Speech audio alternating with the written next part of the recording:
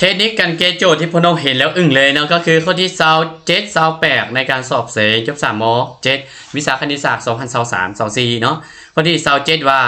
บริษัทผลิตยานรถยี่ห้อหนึ่งยางหุ้มควันหนาโดยเฉลี่ยของยานที่ผลิตได้เนาะทางบริษัทควรเลือกขนาดตัวอย่างเท่าใดเพื่อเห็นให้ค่าประเมินต่างจากตัวจริงบ่เกิน 0.02 ซ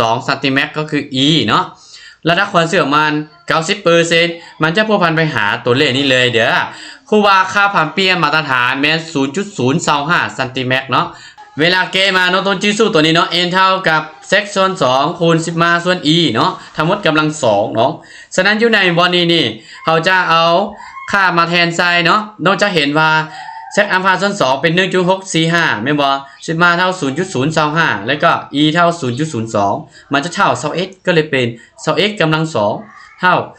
441คำตอบแม่นข้อกอเป็นจังได๋บ่ได้เกคิดเลยก็ตอบได้แม่นบ่และต่อมาข้อที่28ว่าหอกเวียนของตำราแอปบิทเท่า2 sin x ส่วน3ลบ p ส่วน2คำตอบแม่นกขอคองอเนาะสูกแม่น t เท่ากับ2 p ส่วน k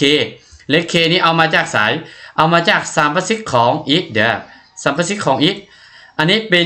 x ส่วน3แสดงว่ามันต้องเป็น1ส่วน3แม่นบ่แสดงว่า k เท่ากับ1ส่วน3มาแทนใส่1ส่วน3เนาะนอกของนอกในของในได้3คูณ2เป็น6ปีส่วนขั้นตอบจะเป็นข้องอน้องๆเห็นโจทย์จังสี่มาบ่ต้องแก้คิดแล้วตอบเลยเป็นจังได๋ถ้าน้องใดอยากติวเสยจบ3 7เนาะทักหาจันทิบ่แอค551499ผมหาได้เลยเด้อและน้องใดที่บ่อยากพลาดนิดดีๆแบบนี้อย่าลืมกดไลค์กดแชร์และกดติดตามด้วยเนาะแล้วมา